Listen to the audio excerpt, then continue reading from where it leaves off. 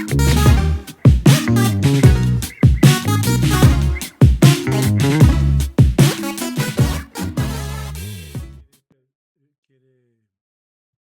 decir algo? No sé si me quiere preguntar. Creo que me parece que fue un error. Ah, Ujú. Bueno, bienvenidos todos al análisis cinematográfico y psicoanalítico de la película Eraserhead de David Lynch. Bueno, estamos muy contentos ahora en martes tenerlos aquí con nosotros y les voy a presentar el proyecto a los que todavía no nos conocen, que son nuevos. Nosotros somos Desempolvando lo Inconsciente y pues nuestro objetivo principal es transmitir el psicoanálisis a todos los interesados en este saber de una manera más accesible. Hoy nos acompañan como invitados especiales Néstor Granja, quien es licenciado en psicología con maestría en educación, es psicoterapeuta sistémico y participa en talleres de creación literaria y círculos de lectura desde el 2006. También es intérprete de 14 álbumes independientes con su proyecto de música vocal experimental bajo el nombre de NP Granks y sus textos han sido publicados en las antologías Luna Nueva, Sobre Babel, Signo de Lluvia y es escritor del libro Trifónica, que se los recomiendo mucho. Es un poemario de haikus y tiene unas ilustraciones maravillosas. También es comentarista musical en el programa radiofónico El Lado Oscuro. Muchas gracias, Néstor, por acompañarnos el día de hoy. Al contrario, muchísimas gracias a Mariana, Desempolvando lo Inconsciente, todos los participantes, muchas gracias por siempre invitarme y por recibirme en esta ocasión también. Gracias, Néstor. También nos acompaña hoy Miguel Leija. Él es gestor cultural, socio de Sutil Mind Corp. S.A., DSB, licenciado en Relaciones Internacionales y cofundó el colectivo Trazos Urbanos 2.0. Tiene un proyecto que también lo pueden seguir en Instagram, me parece que también en TikTok, Miguel, no sé si estoy diciendo mentiras, que se llama Cinema Cuarentena. Para la difusión de cine clásico. Ahí él recomienda algunas películas y bueno, la verdad es que está muy interesante su canal, yo lo sigo, soy su fan. Y es crítico cinematográfico por parte de Cine Nueva Tribuna. Muchas gracias, Miguel, por acompañarnos. No, hombre, Mariana, muchas gracias a ti por la invitación y siempre súper feliz de estar aquí como en todas las ocasiones. Gracias, Miguel. Bueno, también está Joaquín Lustunó, él es licenciado en cinematografía con maestría en teatro y artes escénicos, ha dirigido un largometraje de ficción Realidades de Humo y 6 cortometrajes de ficción, entre los que destaca Me Verás Volver y la videodanza Lau, producida con apoyo de CEPRODAC. Es docente en el Centro de las Artes de aquí de San Luis Potosí y en la UNIAT. Fue socio de la empresa de cine y audiovisual Terapéutica Films y director de la Asociación Civil 2397, en la cual participa hasta la fecha promoviendo el desarrollo de proyectos cinematográficos en San Luis Potosí y ha participado en más de 40 producciones. Muchísimas gracias por acompañarnos como siempre, Joaquín. Gracias por invitarme. Aquí veremos un poquito de Lynch, ¿cómo no? Y bueno, también tenemos al doctor Ignacio Guízar, que siempre es un honor tenerlo aquí en los eventos especiales. Él es licenciado en psicología, también es maestro en teoría psicoanalítica, tiene entrenamiento en terapia sistémica de pareja y familia y en desarrollo humano y organizacional. Es diplomado a nivel doctorado en teoría psicoanalítica, es secretario académico en la maestría de psicoterapia psicoanalítica en el Centro de Estudios de Posgrado en Salud Mental en Querétaro y es docente a nivel maestría, investigador, psicoanalista y cantautor. Muchas gracias, doctor, por acompañarnos. Mariana, muchas gracias. Aquí estamos con mucho gusto. Y bueno, de manera muy breve les voy a introducir un poco acerca de los seminarios que tendremos en febrero. El primero es por la doctora Liora, es el segundo seminario que da con nosotros, se llama Adolescencias impugnadas, nociones clínicas actuales.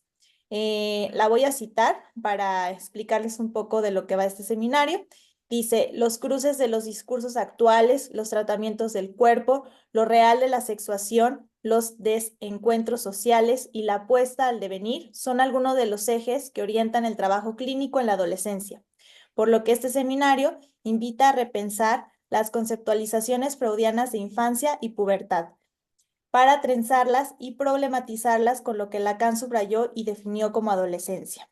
Más que una etapa o momento de vida, se trata de una prolongación en el tiempo lógico del sujeto, una ausencia que hace eco en la constitución psíquica y en la subjetividad de la época. Son 2 sesiones, son los sábados, es el 15 de febrero y el 1 de marzo, ya teníamos este sábado, y ahorita en el grupo les voy a compartir un poco acerca de los costos y del programa.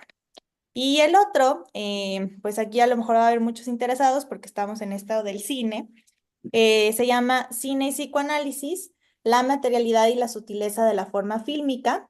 También es el segundo seminario que da con nosotros el doctor Carlos Gómez Camarena.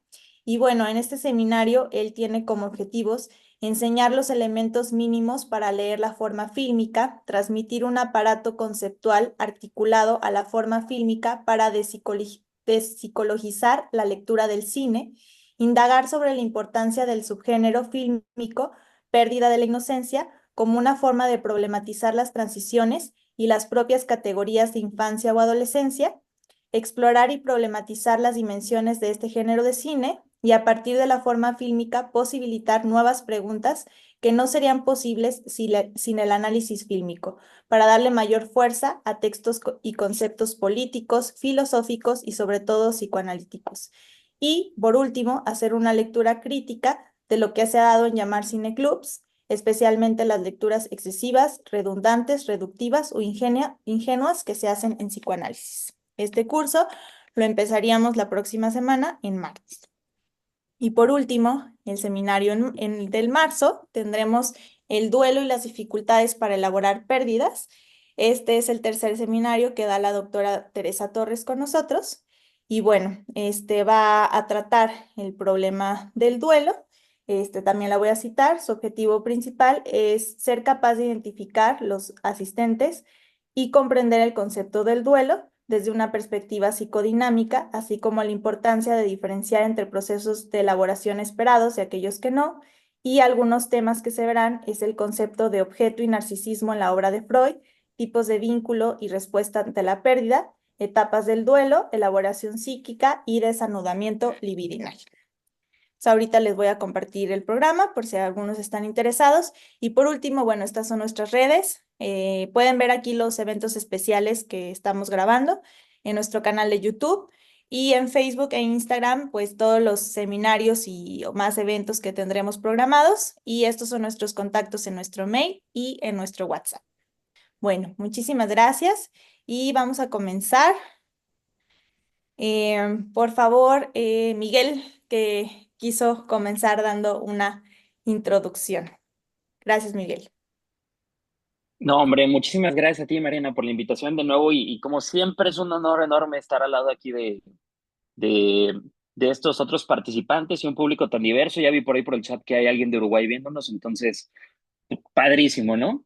Esto es lo que provoca el ver y el poder tener la oportunidad de analizar una película como Eraserhead, que por si alguno no sabía ya, era la película favorita de Stanley Kubrick, quien muchos consideran el mejor director de la historia, ¿no? No estamos ante cualquier cosa. Yo quisiera introducir un poquito platicándoles la historia acerca de cómo se rodó esta película para ver los paralelismos en los cuales vamos a incurrir en el análisis posterior, y ver cómo los sucesos que le iban pasando en su vida diaria a David Lynch durante estos 5 años que duró la grabación de la película, se pueden ver reflejados en pantalla de una manera simbólica y bellísima, aunque perturbadora, lo cual nos va a dar paso a entender mejor la filmografía de él, que pues probablemente sea mi director favorito de toda la vida, ¿no? David Lynch, antes de ser un cineasta, era un pintor. Básicamente él se definía más que nada como un artista, quien en su adolescencia se mueve a Europa junto con otro amigo para intentar aprender de Oskar Kokoschka, que era un pintor bastante famoso en la época. No recuerdo exactamente si era austriaco, pero un pintor europeo, pues un artista plástico bastante reconocido por allá. No los aceptan, Él, sin dinero, se tiene que regresar a vivir a Estados Unidos y es aceptado en la Escuela de Cine de Filadelfia, a donde se muda, pero sobre todo hay una cosa que lo marca bastante y es que para poder pagar su renta tiene que vivir en un suburbio bastante feo, en donde hay mucho crimen y en donde la estética industrial es, pues, lo que rodea su día a día, ¿no? Entonces, eh, él empezando a ser pintor, metiéndose después a una escuela de cine, lo que busca principalmente es las cosas que él intenta plasmar en sus pinturas, todas estas ideas pues extrañísimas y con muchos mensajes ahí ocultos, lo que quiere es darles movimiento y después de movimiento darles también sonido, lo cual vemos paralelismos también con la creación de la historia del cine, la cual concluiré mi comentario hablando un poquito de eso, ¿no? Y precisamente esto es lo que podemos ver en su primer corto, que es Six Men Getting Sick, son 6 hombres enfermándose, cual es también una cosa increíble de ver, es súper grotesco y es fascinante. Gracias a esto se ganó un pequeño premio que le permitió hacer su segundo cortometraje, que es El Alfabeto, que hace alrededor de 10, 15 años se volvió bastante famoso en Internet, como en estas historias ocultas que causan mucho morbo en Internet, por lo que muestra en pantalla. Y gracias a lo que se logró con este segundo corto, pudo ganar una beca del AFI, del American Film Institute, para grabar su tercer cortometraje, que es The Grandmother, cual les recomiendo muchísimo que lo vean. A partir de aquí se ganó como tal otra beca del AFI para poder estudiar en Los Ángeles realización cinematográfica y él se dio cuenta de que ya estaba listo para grabar su primer largometraje, el cual fue, pues el resultado lo podemos ver en esta película y pues fue un viaje torturoso, ya que en su vida personal él estaba pasando por distintas cosas. Se casó con su pareja debido a que se embarazaron y para cuando había iniciado a grabar Eraserhead, se embarazó la esposa, nació, y la bebé nació con una malformación en sus pies, por lo cual tenía muchísimas necesidades económicas, no solamente por lo que implica tener un bebé, sino un bebé con una malformación en los pies. Esto, y por otra parte, él tuvo un sueño que relata en distintas ocasiones acerca de un hombre, de una persona que llevaba la cabeza de un hombre a una fábrica de lápices. Eso fue una pesadilla que tuvo un día y a partir de aquí nació Eraserhead, que empezó a grabarse en 1971, ya que si concluyo mi comentario. La AFI le dio apenas $5,000 y un establo para que grabara y pues fue bastante difícil, sobre todo por cuestiones económicas, ya que se iba a rodar durante 6 semanas y al final tardó 5 años en hacerse por la falta de dinero que ya comenté. Era muy difícil conseguir fondos para financiar esto, que más que una película era un experimento como lo podemos ver, ¿no? Entonces, acuérdense que desde el nacimiento de la historia del cine, el cine viene ligado al mercado, a la industria. ¿Por qué? Porque hacer una pintura, escribir un poema, escribir un cuento, no requiere una inversión económica tan grande como sí lo es hacer una obra fílmica.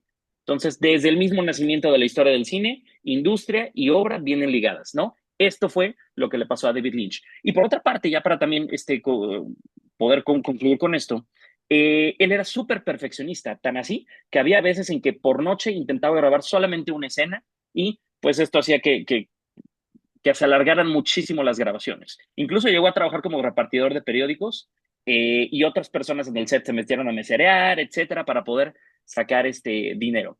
A mitad de la grabación se divorció y como lo que menos tenía era dinero, como ya podemos ver, se quedó a vivir en el estudio, ¿no? Entonces, todo esto lo podemos ver muy bien plasmado en la película que estuvo lista hasta 1976. Cuando la quisieron estrenar, la quisieron mandar al Festival de Cine de Cannes, pero se les pasaron las fechas, no la pudieron inscribir. Entonces la mandaron a Nueva York y en Nueva York no se las aceptaron.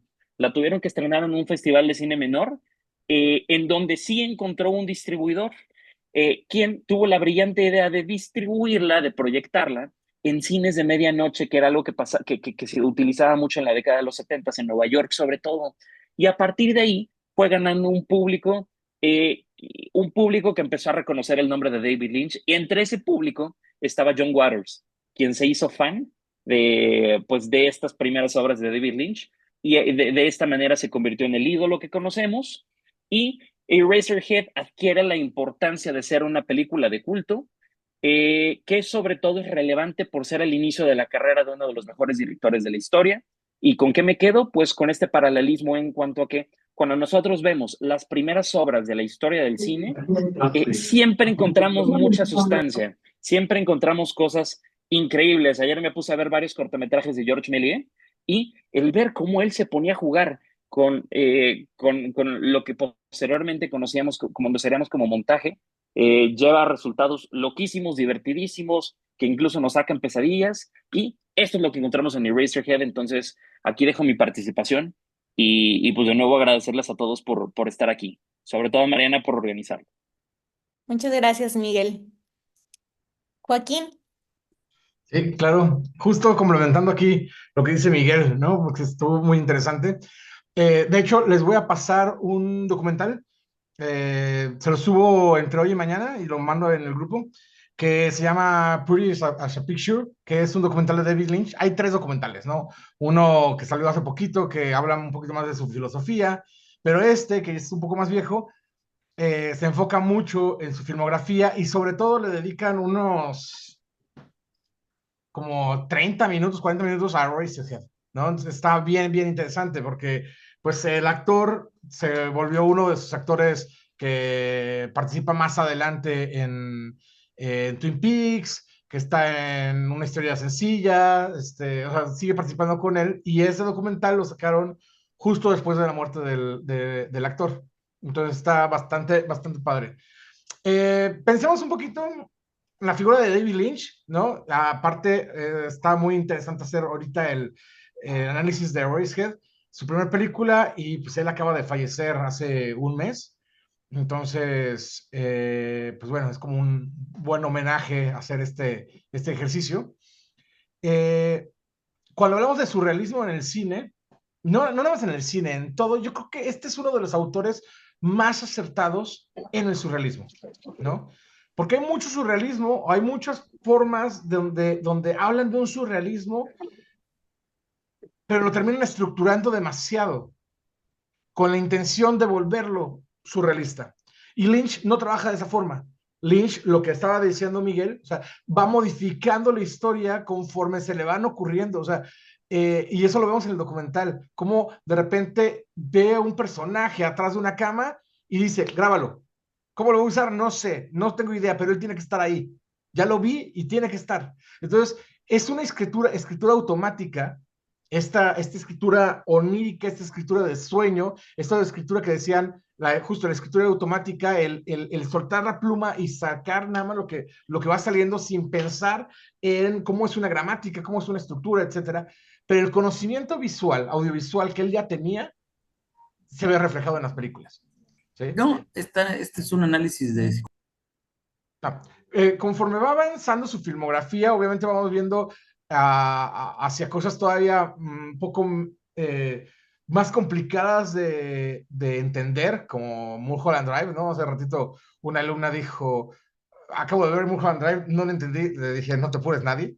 O sea, sí, o sea, es lo hermoso de esa película, que tiene un montón de significados y un montón de lecturas, pero no hay algo directo que se exprese. Es como lo que pasa con el surrealismo también de Dalí y Buñuel en El perro andaluz, ¿no? O sea, me acuerdo en un simposium de Buñuel, había un director español que estaba analizando la obra y dice, lo más divertido es que pasamos horas y horas y libros y análisis y todo, y yo creo que Buñuel se estaría riendo de que logró que estuviéramos tanto tiempo hablando de una película que no tiene sentido realmente, o sea, que ese es el punto surreal de la obra, ¿no? Y en este caso, no es tan, o sea, es un surrealismo, pero creo que los elementos son muy identificables, ¿no? O sea, la película la vi hace 20 años, un poquito más, yo creo, la primera vez.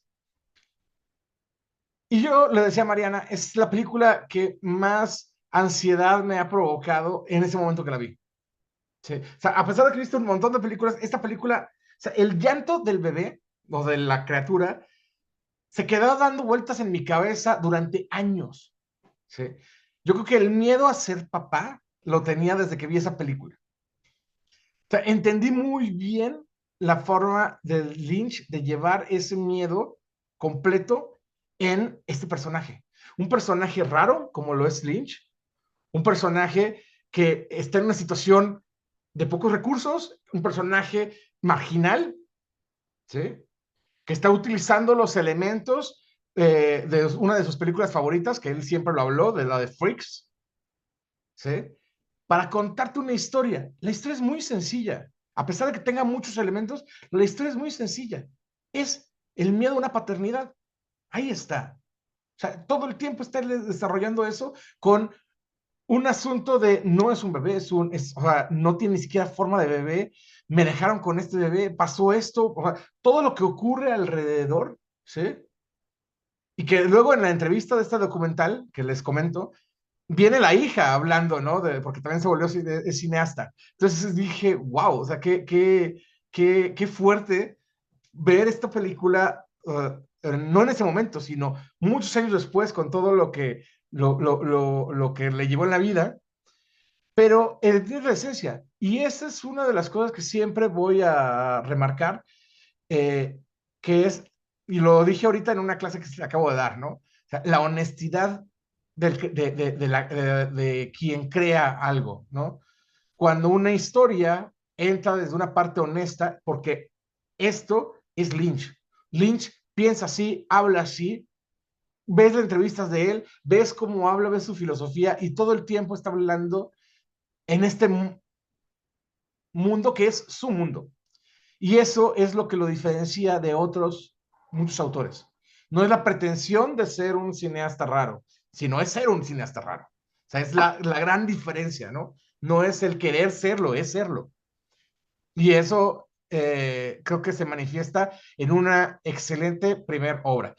Sí, obviamente es lenta.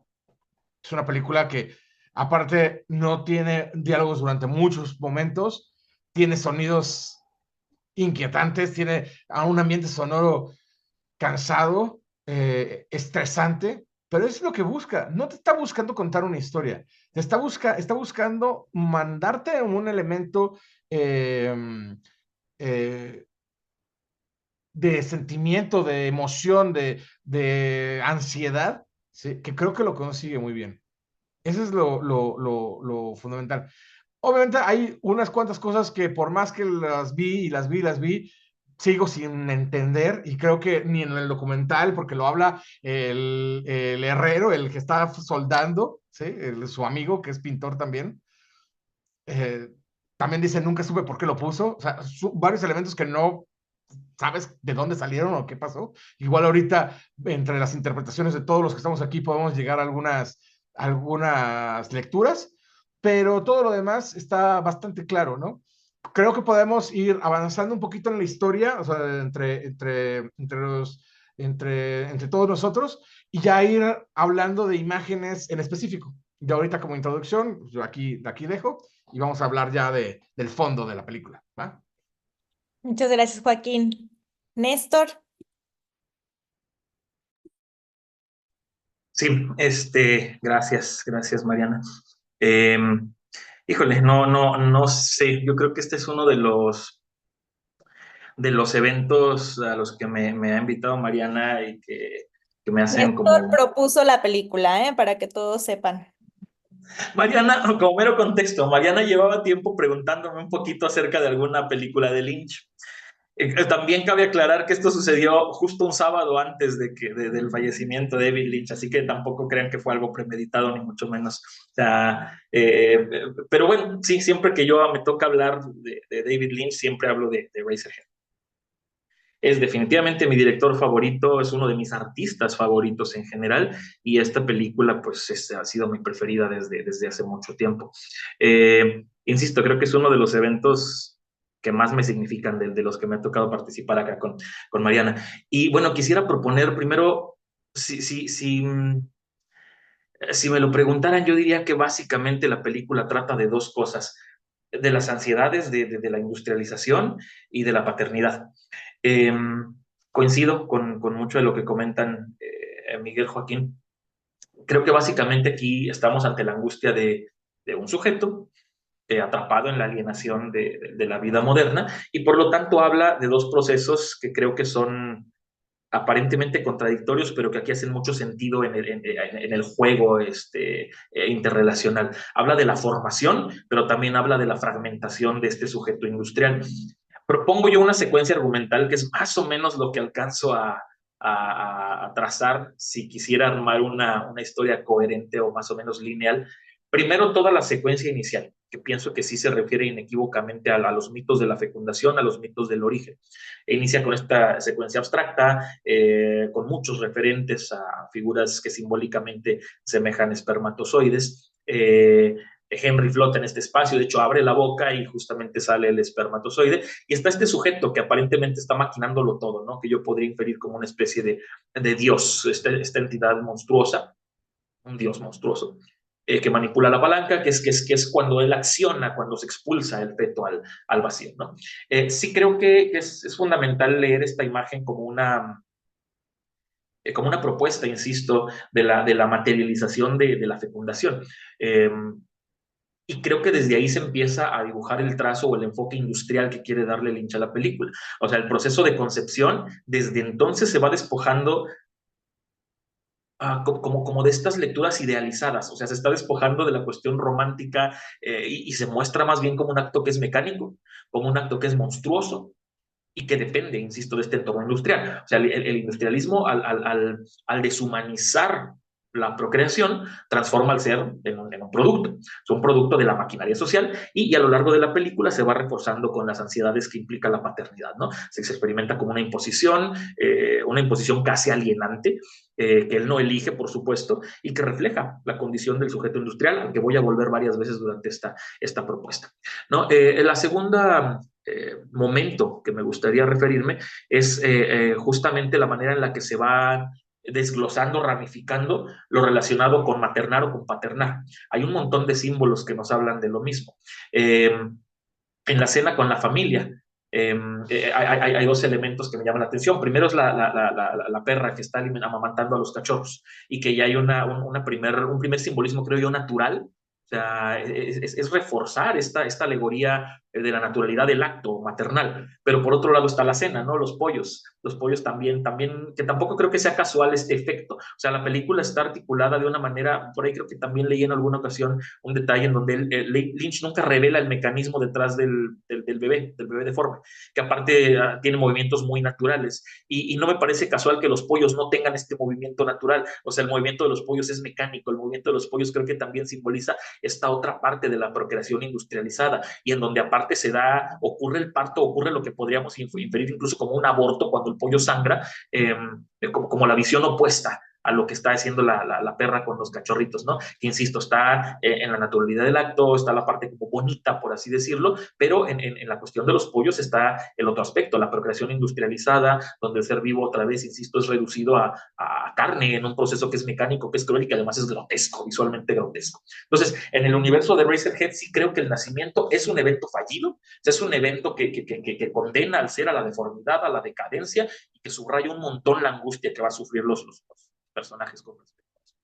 Punto 3 que me parece bien interesante es la función de la dama del radiador, la cantante esta que se encuentra en el escenario, ¿no? A donde huye Henry frecuentemente. Creo que también la podemos asociar con una función importante a la hora de referirnos a paternar, a maternar. En un momento la dama del radiador, cuando va danzando antes de que cante, en la primera aparición, que va como con las manos así incluso entrelazadas, con una apariencia muy inocente, y está danzando y está aplastando los espermatozoides. Y sí creo que esto es importante leerlo como una especie de represión del deseo. O sea, en el universo de Eraserhead, la sexualidad aquí no es una fuente de placer. O sea, la sexualidad pareciera que en todo momento es este mecanismo de reproducción siniestra y esto lo va a confirmar más adelante la vecina, pero ahorita vuelvo a este punto. Entonces, la dama del radiador ofrece esta escapatoria en donde promete pues, que en el cielo todo está bien, ¿no? Sin embargo, creo que esto es importante, insisto, leerlo, porque el deseo y las consecuencias han sido erradicadas. O sea, ella está ahí justamente para erradicar esas posibles consecuencias de ejercer el deseo como o la sexualidad, mejor dicho, como una fuente de placer. O sea, entonces este cielo no es un lugar de redención, que también creo que eso va a ser interesante más adelante, sino es un estado de castración absoluta. También es el único escenario en toda la película donde el sonido se vuelve calmante. Donde Henry acude para encontrar un sonido que es tranquilizador. El resto de la película, como bien decían ahorita, está plagada de siseos, de sonidos industriales, de este ambiente opresivo que al contrario de generar calma, genera todo lo contrario, ¿no? Una tensión que se va sumando al uso del lenguaje. Y por último, la secuencia que me parece magistral, cuando entra precisamente la vecina, que es la que inicia la metamorfosis de Henry. O sea, con ella sí se da un acto sexual por mero placer, y aunque al principio parece que se sumergen en este espacio acuático, ¿no? En medio de la cama, incluso ignorando la presencia del bebé, este regreso al origen finalmente nos damos cuenta de que no es posible. O sea, la estructura del deseo lo va empujando a la fragmentación. Es justamente ese momento, es justamente ese atreverse lo que lo condena a terminar de fragmentarse. Viene el encuentro y solo entonces Henry puede enfrentar cara a cara a la dama del radiador. O sea, solo entonces la puede ver y entonces le promete ella este estado libre de angustia. Luego ya, Henry es decapitado, la cabeza se transforma en goma de borrar, y creo que aquí viene la cumbre de la desintegración de la que hablaba yo hace rato. Entonces Henry es reapropiado como este objeto industrial, y sí me parece que este recurso es una imagen brutal de cómo el sujeto es absorbido dentro del aparato. O sea, es básicamente la mente convertida en un objeto, en un producto de consumo. Es una evidencia de lo radical que es la deshumanización moderna, en donde no solo el sujeto es prescindible, sino que el pensamiento mismo está reducido a una mercancía trivial. Y ante esto, pues solo queda el único paso posible, que es el asesinato del hijo y el ascenso de Henry al cielo. Ya como la cumbre última, ¿no? Del colapso del sujeto moderno. Cuando él destruye su legado, se libera de esta angustia que le ha causado toda la historia, de esta angustia de la paternidad, pero al costo, obviamente, de perder pues cualquier rastro de individualidad que pudiera él quedarle. Y que por eso creo que es cruel. O sea, la industrialización entonces se levanta como este gran otro que va rigiendo, que va delimitando, que va condicionando y dictando la existencia. Y por eso el desenlace de Henry no es una liberación. O sea, a pesar de que al final pareciera que se ilumina y que por fin lo abraza la dama del radiador, creo que no es una liberación, es la confirmación de que su destino desde el principio fue ser consumido por la máquina que lo engendró, y que lo engendró en estas condiciones, pues vuelvo a la misma palabra, deshumanizadas, ¿no? Incluso en algún momento al final de la película pareciera que a ese dios otro industrial se le sale las cosas de control. O sea, él está tratando de jalar la palanca, la misma que activa al inicio, al final pareciera como que está luchando con esta, como si el mismo aparato adquiriera esta conciencia propia, adquiriera esta vida propia, y de pronto dijera qué chingados estamos creando, ¿no? O sea, en qué se ha convertido todo esto. Pero sí creo que al final lo que prevalece es el descontrol. Entonces, casi no hago esto de ligar las películas como con sintomatologías o con la práctica clínica, pero aquí sí creo que me llama mucho la atención el cómo podemos cuestionarnos ciertas sintomatologías y sus implicaciones actuales. Primero, la ansiedad relacionada con la sobreproducción. O sea, entender sí al sujeto moderno como no nada más como parte de este engranaje de la maquinaria social industrial, perdón, sino también como un engrane de la economía de la información. O sea, toda esta exigencia de la productividad que genera ansiedades constantes, que genera agotamiento constante, desgaste, que refleja la imposibilidad de desconectarnos del trabajo. Dos, la manera en la que nuestras identidades han sido diluidas a partir de la hiperconectividad, a partir de los medios del capitalismo tardío, el capitalismo digital, y cómo han desdibujado las identidades individuales, ¿no? Las redes sociales, los algoritmos como moldeadores de deseos, de percepciones, etcétera, etcétera. Tres, nuestros mecanismos de escape y de sublimación, que en este caso pues están perfectamente identificados con la dama del radiador, y la manera en la que nosotros como sujetos modernos estamos constantemente tentados por estas huidas o por estas búsquedas de escape a través del entretenimiento, a través del consumo, de la virtualidad, de las experiencias efímeras, etc. Y por último, vuelvo a lo mismo, al punto con el que quisiera cerrar, pero quiero clavarme un poquito, en la maternidad y la paternidad como crisis. Porque en este mundo precisamente post-industrial, post-moderno, la decisión de tener hijos se vuelve un dilema, y está un dilema bien cabrón, ya no nada más por lo económico, sino por el temor a reproducir este sistema que es perverso, que es opresivo, y del que estamos viviendo nosotros mismos las consecuencias, ¿no? Entonces, el hijo monstruoso, en este caso, creo que representa, simboliza el terror ante una descendencia que está ya atrapada en un mundo hostil y sin un futuro claro. O sea, en este sentido, por eso creo que la película aterra, porque es una cosa pesimista y es una cosa que no tiene por dónde verse de ningún tipo de luz, a pesar de que el final nos engañe con eso. Entonces, ya nada más para profundizar un poquito en esto, de los hijos de los hijos de lo industrial como monstruos. Sí creo que todo este aparato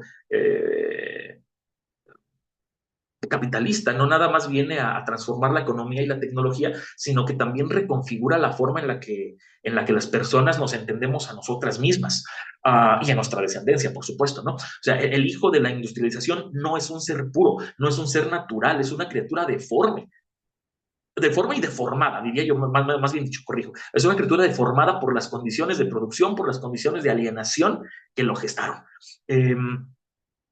Y en ese sentido, el monstruo, o sea, creo que no se pudo haber elegido otra metáfora. O sea, por eso el bebé físicamente es monstruoso, por eso hace estas cosas que chocan, por eso se la pasa chillando, por eso se enferma y por eso la enfermedad también es grotesca, por eso el cuerpo es grotesco. Incluso me atrevería a decir, por eso está vendado, o sea, por eso está intentando tapar, está tapado, está cobijado, por eso no lo entendemos. O sea, sí es la metáfora perfecta de la herencia de la era industrial. Es un ser que no encaja, porque también dentro de todo conserva estos rasgos humanoides. Incluso cuando la mamá le da la noticia a Henry, la chica le dice, mamá, es que no estamos seguros de que sea un bebé. Sí, como si estuviera entre este limbo maldito, ¿no? Un ser que no encaja, insisto, trae la mutación física, pero que también en nuestro mundo podría equivaler a la mutación psíquica, a la mutación social, a la mutación de cómo hemos entendido y cómo estamos leyendo los cuerpos. Y por lo tanto es un sujeto que no puede ser asimilado, pero tampoco puede ser rechazado por completo, ¿no? Es como esta paradoja del sujeto moderno, en donde somos necesarios para la producción, pero al mismo tiempo desechables dentro del sistema, ¿no? Y donde los hijos, además, insisto, se vuelven como accidentes de producción, o sea, son seres que ya no están respondiendo a un linaje, básicamente, que se responde más bien como a esta lógica de consumo y de sacrificio. Por eso también el cuerpo como campo de batalla. A diferencia, por ejemplo, de esta me viene a la mente este concepto de Deleuze y Guattari, cuando hablan del cuerpo sin órganos como un espacio de resistencia, creo que acá es justo lo contrario.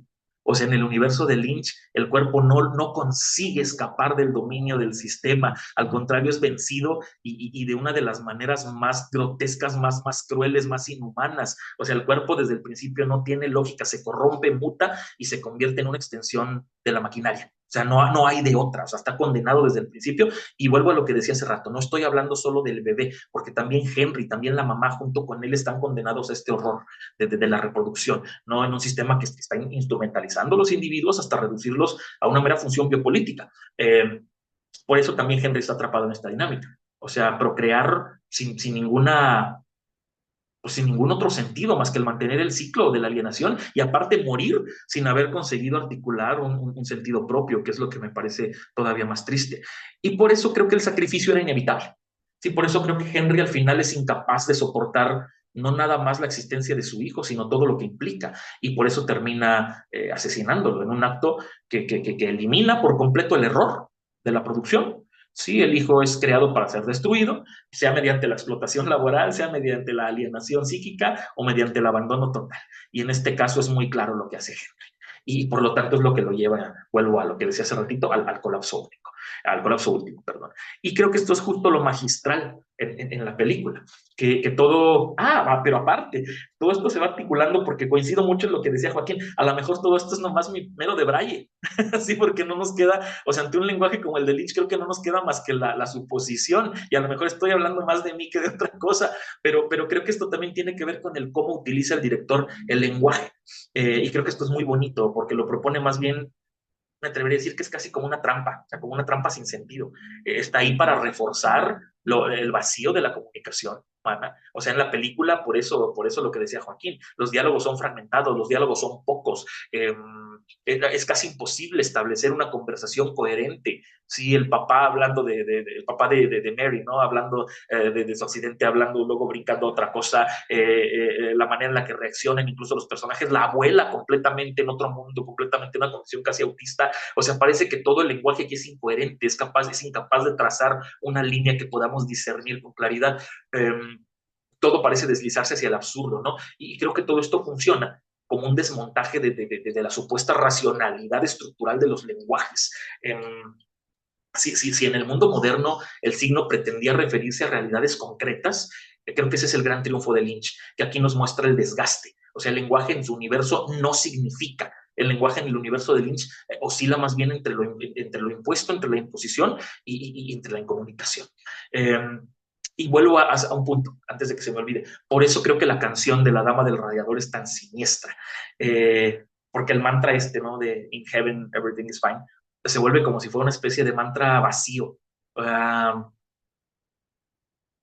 Quiere ofrecer consuelo, o sea, está ahí para ofrecer esta esperanza, pero termina reforzando la idea de que la trascendencia también es un simulacro, de que también es un espejismo, y de que al final la angustia pues está perpetuada, ¿no? O sea, la angustia lo único que hace es volverse a dibujar y a dibujar, incluso en la fantasía, como una esperanza de redención que, insisto, al final no va a llegar. Entonces, por eso creo que la película es tan aterradora, por eso creo que es tan cruel, porque nos dibuja al sujeto moderno en el que posiblemente nos veamos identificados como meros residuos, ¿no? En Eraserhead no hay salidas, no hay esperanzas, y contrario a lo del título, nada se puede borrar. Incluso en el intento y en la redención, en el sacrificio último, nada se puede borrar. O sea, en realidad no hay redención, no hay una ética de resistencia, solo hay monstruosidad, solo hay perversidad, y siempre está articulada por este sistema que además es consciente de lo que produce, además es consciente de lo que está haciendo. Y por eso creo que el sujeto queda atrapado, ¿no? En esta red de signos vacíos. No propone respuestas, no hay respuestas, creo yo, en Eraserhead y en muchas de las películas de Lynch, como bien decía Joaquín, sino que más bien se dedica a exponer esa brutalidad de un entorno en donde pues la alienación no es un accidente, sino acaba siendo casi la condición misma de la existencia. Y pues bueno, ahora sí, ya para cerrar, le comentaba yo a Mariana ayer, antier, no me acuerdo, hay una película uruguaya reciente, creo que es de 2017, no recuerdo el nombre del director. Ahorita si alguno de los participantes lo tiene, qué bien, lo agradecería bastante. Se llama Ojos de Madera. Es un mediometraje, dura 1 hora y apenas 7 minutos, si mal no recuerdo, pero me llama mucho la atención porque en mi fantasía, yo le decía a Mariana, no me creas, la verdad es que esto es de Brian mío, sí, totalmente, pero en mi fantasía es como una especie de versión infantil de Henry Spencer.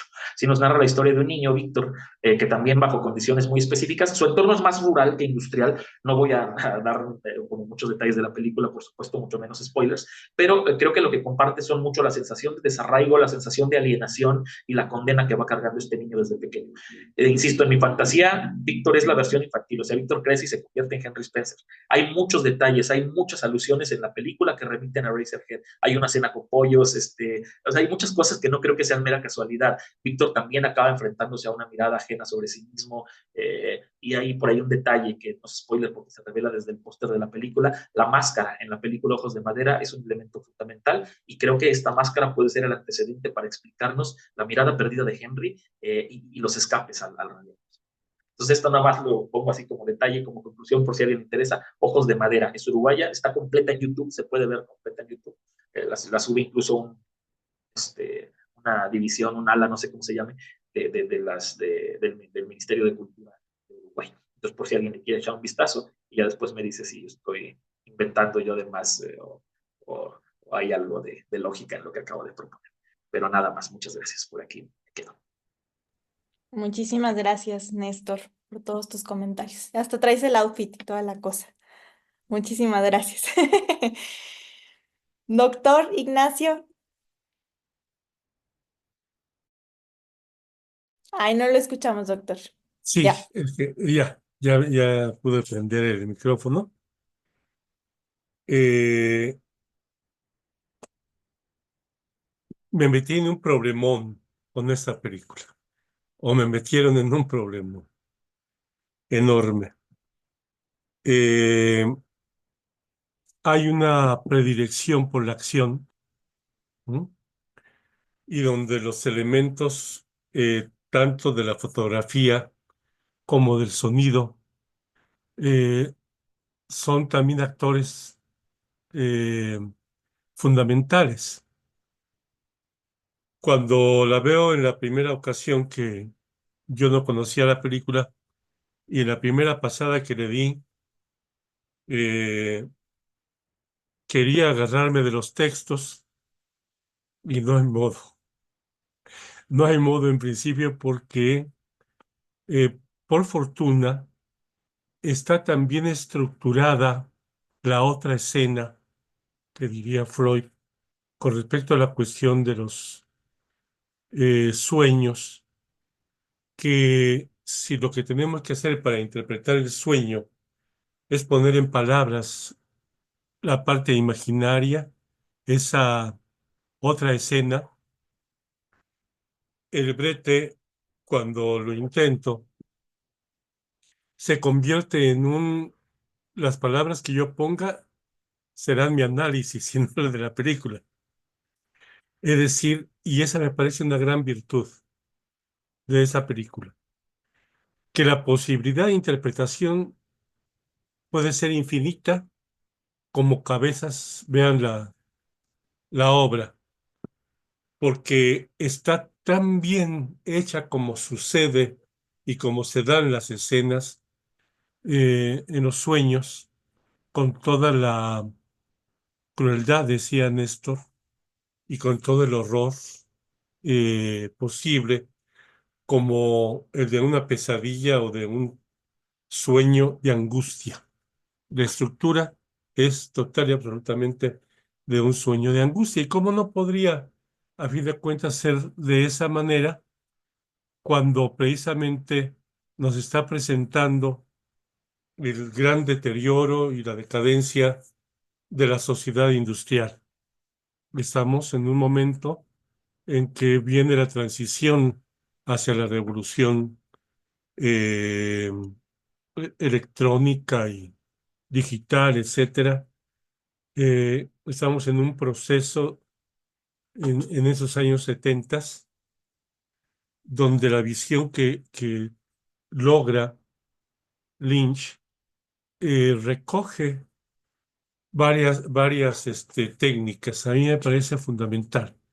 Sí, estoy de acuerdo con Joaquín en el sentido de que fundamentalmente es una obra de surrealismo muy bien estructurada, pero que no se planteó solamente la posibilidad de quedarse queriendo hacer, decía Joaquín, técnicamente el planteamiento surrealista. Hay mucho de dadaísmo, es decir, que está tomando también de la corriente anterior, lo que da paso después cuando viene la teoría freudiana al surrealismo y todo este juego con las secreciones asquerosas que generan un horror también y siempre están continuamente generando emociones, ¿cierto? Que entre el horror, el miedo y la angustia, con ese personaje central de Henry, que es obviamente un tipo miedoso y angustiado, dominado y aplastado totalmente por la sociedad industrial, no tiene mucha opción de ir a muchos lados, no tiene mucha opción de hacer su propia vida y está como condenado a no poderse mover ni siquiera para ligar a una muchacha. Él está atenido a que sea Mary quien lo busque y él se queja, además no sabía si venir porque tú hace mucho que no vas a verme. Bueno, y él por qué no iba a verla, ¿no? No tiene esa posibilidad de iniciativa. Igual le sucede precisamente con la vecina, que es quien lo seduce, cuando obviamente del principio de la película se ve que le atrae la vecina, pero no es capaz más que de mirarla con pánico, pánico del propio deseo que siente, ¿sí? Si lo vemos con el asunto freudiano, podemos entender que lo que tiene que ver con la angustia y el miedo que presenta la angustia es simplemente la manera de tapar el deseo. Entonces es un gran deseante, un hombre totalmente deseante, sin embargo, sin posibilidades de expresión. Aquí algo fundamental que veo que nos trajo Lynch, no solamente hay una deprivación de orden económica, hay una deprivación del lenguaje en todos los personajes. Esa deprivación del lenguaje les hace entrar en una mayor marginación y en un mutismo como la señora de la cocina, ¿m?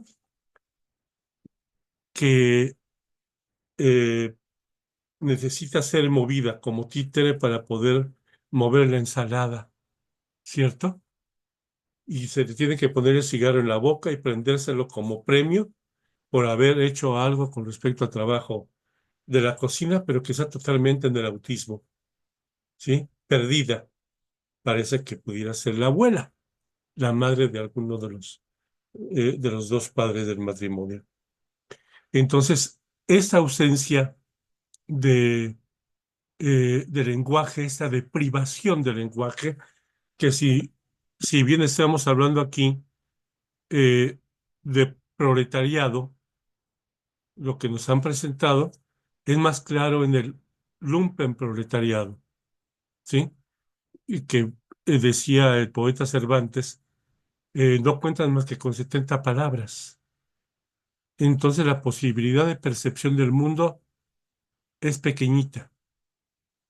Y también obviamente que en el proletariado está esa deprivación no solamente de tipo económica, sino de el acceso al lenguaje. Entonces ese lenguaje se suple magistralmente en la película con el sonido. Es un sonido súper elaborado, un sonido que habla y que se adelanta a la estridencia, a mí me parece, bueno, la estridencia existía antes, ¿cierto? ¿No? Antes, desde el dadaísmo y antes de que existiera el surrealismo, pero quiero decir, tenemos hoy día en el metal una de las grandes manifestaciones de esa estridencia de lo industrial como una protesta. Entonces, el lenguaje fundamental, curiosamente, de la película, que además genera escalofríos, genera una serie de reacciones corporales que lo involucran a uno mismo. Esa es la gran virtud de la película, en que lo mete a uno al sueño que está presentando Lynch. Entonces, no es algo de lo cual podamos extraer del todo un texto, como decir, sacamos el texto del sueño de esa película, porque también es muy difícil interpretar ese lenguaje del sonido. Un maravilloso recurso que tiene Lynch en este sentido, de ese desarrollo que parece como prácticamente el actor principal en el desarrollo de toda la historia. Entonces, eh, a falta de lenguaje, la estridencia del sonido industrial, del sonido y de los rechinidos de los fierros que están constantemente ensordeciendo y en la posibilidad de que incluso, si hablamos de una fábrica, los obreros se comuniquen entre sí. Parece como a propósito que tuvieran que vivirlo así para que no tengan un vínculo. Entonces parece esta gente desvinculada, incluso la familia,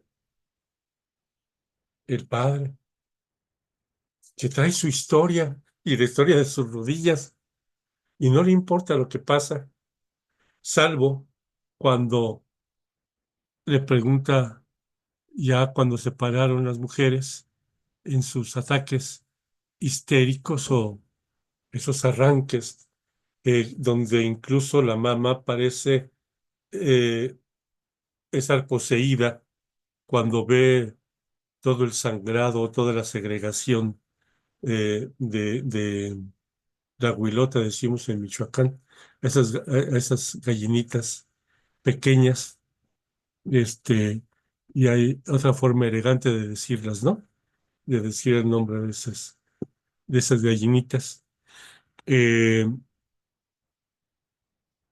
entra en trance, se hipnotiza con la imagen, pero también entra en trance como la posibilidad de negar la realidad, me parece, de negar una realidad que no puede soportar, de una realidad de una familia que no ha hecho vínculo y de repente aparecen actitudes muy psicóticas, ¿no? De cada uno de los miembros, incluyendo a Henry, ¿no? Es decir, todas las reacciones son psicóticas como eh, el tremendo reclamo de que has tenido sexo con mi hija y además decir, no sabes con quién te estás metiendo, así te va a ir si no me contestas. Y además se le aproxima, se le pega, empieza a seducirlo besándolo en el cuello, entre actitud de seducción o la posibilidad casi vampiresca de beber su sangre, ¿no? Que lo deja apanicado, definitivamente. Entonces, eh, me parece una película que sorprende en cada uno de los momentos. También se lo mencionó Néstor, tiene rasgos del teatro del absurdo. ¿Mm? Muy interesante porque la incoherencia de los textos llevan de repente a un humor negro, doloroso, que duele en el vientre, ¿no? Un conjunto de incoherencias precisamente de que esos propios discursos están desarticulados, sin posibilidad de tener una coherencia, una armonía, una posibilidad de resonancia, y lo que sigue resonando en toda la película es el sonido estridente de la industria, ¿no? Continuo, un proceso continuo de sonidos que están siempre provocando la sensación, más que la reflexión. Está provocando el cuerpo, está metiéndose totalmente al cuerpo del espectador. Entonces es en ese sentido mucho, muy fuerte la película, mucho, muy potente. Si uno quisiera pensar, entonces hay que interpretarla en función de lo que había vivido Lynch. Claro que sí, por supuesto que sí. Incluso la hija llega en un momento dado, creí que lo iban a mencionar, que mencionó a su hija, que dice que el bebé deforme es ella, que se inspiró en ella. Ok, puede ser. Sin embargo, va mucho más allá con lo que han mencionado y creo que Miguel empezaba precisamente a plantearlo en el sentido del el miedo a la paternidad y a la maternidad, a una responsabilidad que además, en la demanda del tiempo que tiene la industria, y si pensamos incluso en aquellos tiempos en que no había un horario de 8 horas, que ahora también lo han vuelto a, a violar y se han roto esas leyes de, de, de la jornada de 8 horas para imponer 10 o 12 horas de trabajo. ¿Con qué angustia puede una madre llegar a atender a su hija después de una guardería o a su hijo después de una guardería donde le han atendido educadoras y enfermeras para enfrentarse a un ser que no está educando ella y con el que tiene que estar luchando todos los días para comunicarse. Entonces se vuelve también imposible la cuestión de la comunicación. Entonces aquí la chica se enfrenta a una maternidad que no deseaba, que no estaba puesta ahí, y también Henry. Es decir, no puede aceptar también, incluso no sabe si es suyo o no, porque de momento puede también pensarse desde el planteamiento de la película, es un asunto que viene del ambiente. Entonces, la producción industrial implica la obligatoriedad de tener hijos, quiera yo o no lo quiera.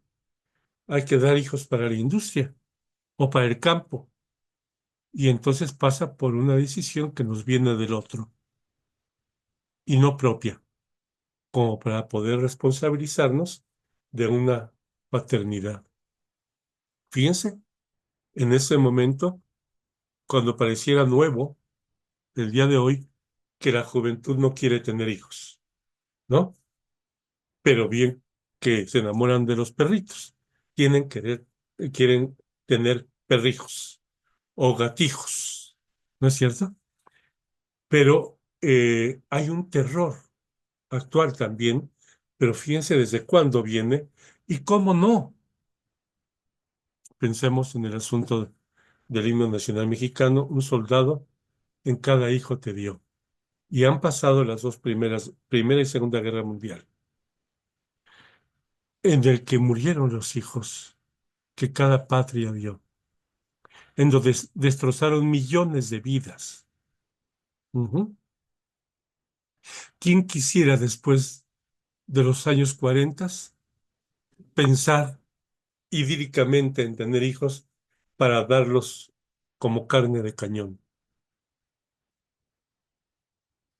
Entonces se presenta el hijo como un fantasma, como un monstruo que aterra, que genera miedo, que genera dolor, que genera rechazo, que genera impotencia e imposibilidad de ejercer la paternidad o la maternidad. ¿Mm? Es sujetos castrados por la propia industria y es el lenguaje estridente del ruido de la industria. ¿Mm? Oídos castrados también. No hay palabra que escuchar. Hay que escuchar el ruido de la producción en masa, de la producción en serie. Eso es lo que importa para el sostenimiento de una sociedad. Y si tenemos que irnos, serían los rechinidos incluso de las orugas de los tanques, lo que se oye en forma continua durante la película. Entonces, producimos para la guerra, no solamente hijos, producimos también los asuntos industriales para la guerra y formamos gente a través de las escuelas para la guerra. Entonces, obviamente que esa película nos llama a todos y sería padrísimo el ejercicio de que todos los que vieron la película también nos hablaran de qué pasó, porque no nos deja otra medida que proyectarnos a nosotros mismos. Este anuncio que está haciendo hoy el Grupo Aeroportuario del Pacífico. Es decir, no tenemos otro modo de hablar desde nuestra angustia, la angustia que nos produce la película. Por ahora yo quisiera dejarlo aquí. Gracias, doctor. No sé si alguien de los participantes quiera comentar algo. Bueno, Miguel había puesto en el chat tema interesante que se me ocurre, con el comentario de Néstor, que nos dice la visión de la película sobre la industrialización y la soledad en el contexto de la Guerra Fría, que es cuando se rodó. Miguel. Sí, rapidísimo, a ver, para no quitar el tema con el cual estamos hablando. Le comentaba a Mariana por el chat que tengo una llamada, me tengo que salir en unos minutitos, vuelvo a entrar al terminar, pero en caso de no alcanzar y para no salirnos mucho del tema que ya se está platicando, a lo que quería aportar es para las personas que no se han adentrado en la obra de David Lynch, a- suponiendo que entraron a partir de esta película, les voy a hacer una especie de roadmap aquí en el chat de el orden en el cual yo sugiero ver toda la obra de David Lynch, dejando de lado sus cortometrajes, incluida la serie Twin Peaks y The Lost Files y todos estos materiales extras, eh, por si no tengo oportunidad de hacerlo al final, ¿no? Entonces, nada más quería comentar eso para no volver a interrumpir como lo acabo de hacer por este minuto y medio. Gracias.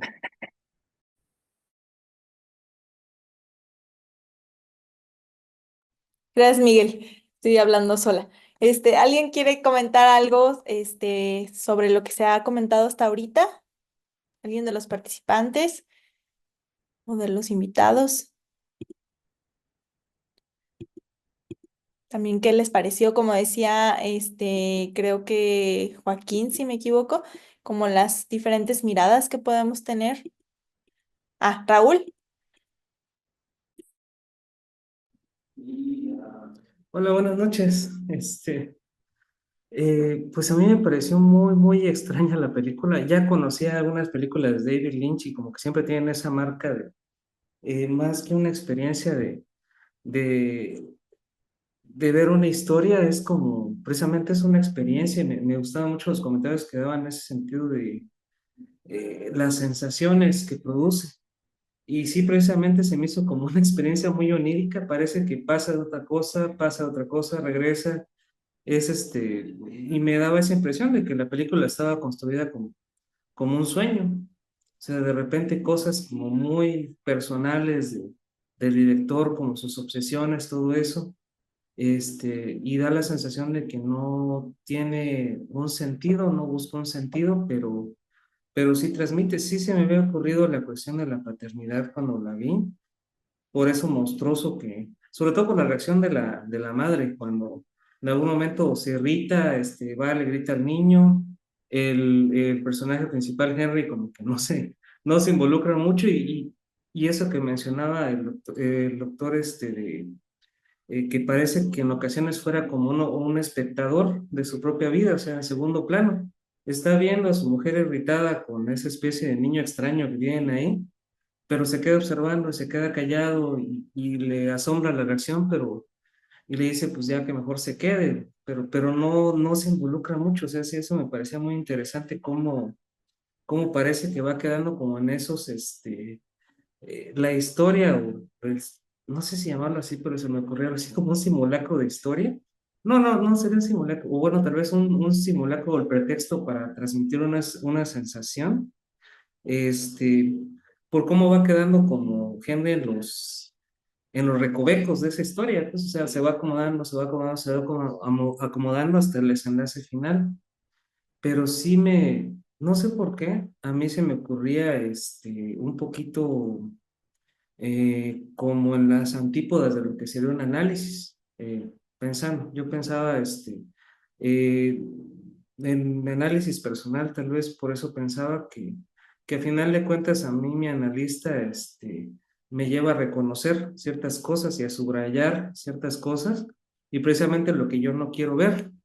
Y ahí parece que va en este sentido onírico de Henry, precisamente escondiéndose del deseo, escondiéndose de tomar una posición ante lo que le pasa y nada más como en una posición como más reactiva, tomado por la familia, tomado por la esposa, tomado por el hijo, tomado por la mujer a la que desea, tomado por incluso al final tomado como desecho. Y ya al final, cuando toma una decisión, acuchilla al bebé monstruoso, pues es demasiado tarde, o sea, es como, y parece más surgido como, no sé, se me ocurría que era como como algo surgido más de un acto de desesperación que realmente de una toma de decisión, o sea, se había acorralado y ya para ese entonces era demasiado tarde. No sé, son ideas que se me ocurrían, pero las quería compartir. Muchas gracias. Muchas gracias, Raúl. ¿Alguien más quiere comentar algo?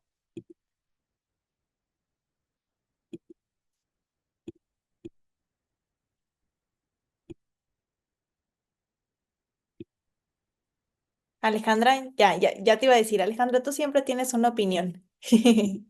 Gracias, buenas noches. Muchísimas gracias, maestros, por sus comentarios. Eh, yo vi, bueno, lo único que tenía de conocimiento, pues era la película del Hombre Elefante, ¿no? También. Y esta película yo no la había visto y la verdad como bien comentan, ¿no? Yo creo que para muchas interpretaciones. Y bueno, yo quería aportar mi comentario con respecto, está llenísima de símbolos, ¿no? Pero para no entretenerme con tanto, este, hasta lo anoté para que no me pierda. Eh, en la parte esta última, por ejemplo, cuando Henry termina por matar al hijo, que de hecho no sabe si es su hijo también, porque él por eso no tiene memoria, de alguna manera, y que tiene una representación, pues, a esto que mencionan, ¿no? Del paternar, ¿no? Esos miedos que incluso como padres primerizos, pues transita a veces uno por ahí también y se presenta de diferentes maneras, ¿no? Pero la responsabilidad de paternar en un sistema donde te exige incluso mantener una imagen familiar, pues también es una exigencia social, ¿no? Para tener un determinado trabajo y en especial en la industria que, ok, es una cuestión incluso política, ¿no? Así como los presidentes anteriormente, pues era tener a la esposa y los hijos, ¿no? Al momento de que se pone se es investido con la banda, presidencial y demás, ¿no? Que estaban presentes en la familia. Pero bueno, eso está cambiando un poco, ¿no? Pero aún se mantiene. Entonces, dentro de todo esto, pues es también un sistema en donde, en cuanto a la representación de este hijo, pues al final, ¿no? Cuando también va creciendo después de que entierra las tijeras, pues también pudiera, a mi manera de ver, que incluso es este gran sistema que también lo termina destruyendo, ¿no? A Henry, porque va creciendo de una manera descontrolada, pero que uno diría incluso que eso es algo que se esperaba también por parte del sistema y de alguna manera es una como liberación, ¿no? Pero yo creo que también puede ser una desesperación en donde pues encarnaba todo aquello que Henry de alguna manera nunca pudo controlar, ¿no? Porque incluso si recordamos hay una escena en donde guarda como gusanito, ¿no? En una caja, ¿no? Y también como otra cosa que me llamaba mucho la atención son estas montoneras de tierra, ¿no? Con ramitas y todo esto que pues de alguna manera representa como ese cuidado a esa supuesta naturaleza, pero que ha sido destruida, invadida por esta industria, ¿no? Que también termina destruyendo al mismo ser. Y al mismo ser no nada más como Henry, sino ese ser que también se cuestiona, bueno, ¿y qué hago yo aquí en este mundo, ¿no? Como esa manera de de saber qué posición tiene uno ante ello. No sé qué opinen. Muchas gracias, Alejandra. ¿Alguien le quiere contestar el comentario de Alejandra?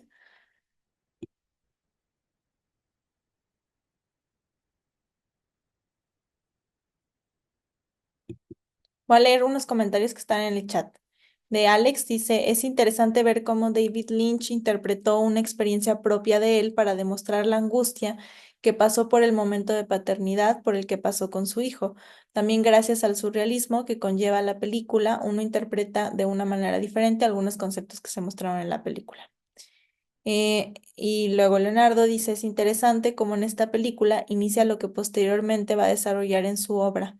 El zoom al heno, el pasto, la cantante en el radiador, la cantante de, no sé cómo se pronuncia la película, Néstor, ¿cómo se pronuncia la de... Sí, Mulholland Drive, Mulholland Ah, Drive. gracias. El personaje del papá, abundan personajes así de desconcertantes en sus películas y serie, el interior del edificio de Henry, el burdel de Blue Velvet, etc. Y bueno, aquí nos deja también categorizaciones, ¿verdad? En Miguel, también para que las veamos. En el chat, hay Leonardo dice, como dato curioso, el actor mexicano de telenovelas, Ernesto Laguardia, fue compra de Lynch. Yo quiero hablar, Mariana. No, nada más quisiera secundar lo que menciona Leonardo. Es cierto, sí se nota bastante como una evolución en la creación de sus propios arquetipos, porque creo que también esto es algo que tiene el universo Lynch, que fue un artista capaz de generar obviamente tiene muchos símbolos, ¿no? A partir de arquetipos universales, pero creo que también ha sido capaz de crear sus propios arquetipos, sus propios símbolos, su propio lenguaje, sus propios iconos. Y en efecto, sí, el heno, el pasto que aparece también en la propia Blue Velvet, añadiría a los ejemplos que ya nos dio estos patrones como triangulares en el piso, ¿no? Que aparecen en todo Twin Peaks, la lámpara que aparece también detrás de Henry Spencer, que es muy similar a las lámparas del propio Twin Peaks, las lámparas en Mulholland Drive. Entonces es cierto, o sea, sí se percibe una evolución, una extensión, y diría que es como que cada película es como un pequeño fractal de todo lo que viene siendo Lynch. Excluyendo, es cierto, también segundo lo que dice Miguel, excluyendo las películas un poquito más normales, de narrativa un poco más lineal, El Hombre Elefante, The Strike Story, pero fuera de ahí estoy muy de acuerdo. O sea, sí hay todo un universo propio que además encuentra mucha coherencia también en sus otras manifestaciones, en su pintura, en su literatura y en su música, en sus colaboraciones musicales. Nada más. Gracias, Néstor. Bueno, no sé si hay algún otro comentario o vamos cerrando con las conclusiones de los invitados especiales. Ok, si quieres empezamos por ti, Néstor, ya que estabas hablando. Nada, procuré decir todo lo que tenía, lo resumiría con esa breve frase que es en lo que más intenté profundizar: los hijos de la industrialización son monstruos. Creo que de eso se trata la película. Perfecto, muchísimas gracias. Miguel, creo que se fue, ¿verdad? Para la llamada. Ok. Joaquín. Sí, ahí voy. Es que se me movió, espérame. Ahí está, listo. Sí, que, bueno, la verdad es que algo que me gusta mucho de estos eventos es que uno llega con una idea, o sea, tienes como una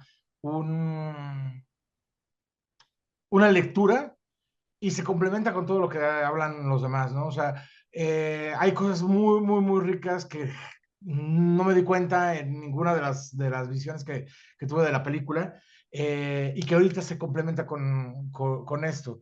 Y eso es lo que hace, pues, como lo más sabroso del arte. Les recomiendo mucho ver a Lynch, o sea, ver lo que puedan de Lynch. No es tan accesible como, o sea, no de encontrar, sino de entrar a su cine. O sea, te va enamorando, eso sin lugar a duda. Eh, y pues bueno, la verdad es que sí se los recomiendo mucho. Ojalá puedan ver el documental que les voy a pasar. Mañana se los mando, está muy bueno. Es un documental ya viejo, pero vale mucho la pena porque encuentras mucho la esencia de cómo piensa Lynch, ¿no? O sea, él habla, él te cuenta varias cosas, sus amigos cuentan muchas cosas, y, y es lo que les digo de lo honesto, o sea, se dan cuenta de que así es, o sea, y no es como un ser loquísimo y todo, lo ves y es la persona más tranquila, era, de la persona más tranquila, pero creo que toda esa parte de voltear a ver las cosas de diferente manera es algo que nos enseña Lynch en todo su cine. Así. Y ya, sería todo. Muchas gracias. Gracias, Joaquín. Y doctor Ignacio. Yo quisiera cerrar con ese comentario.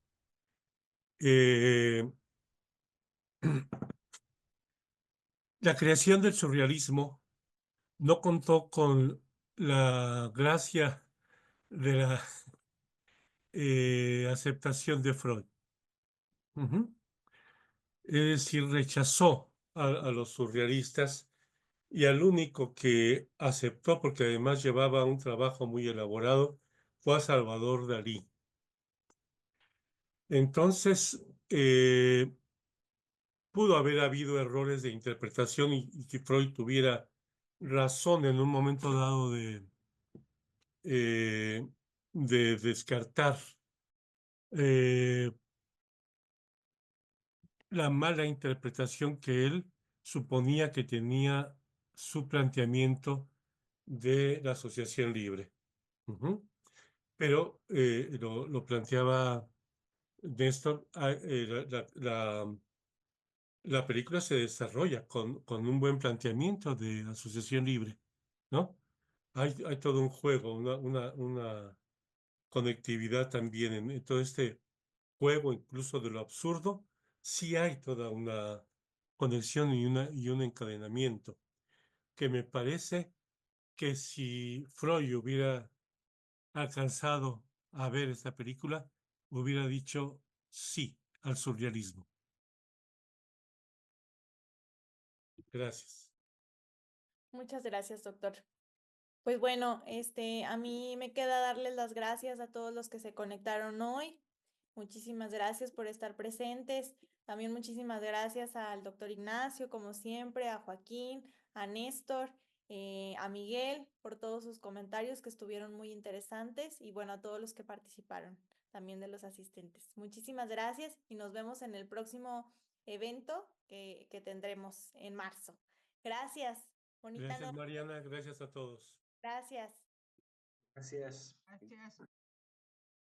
Gracias. Buenas noches.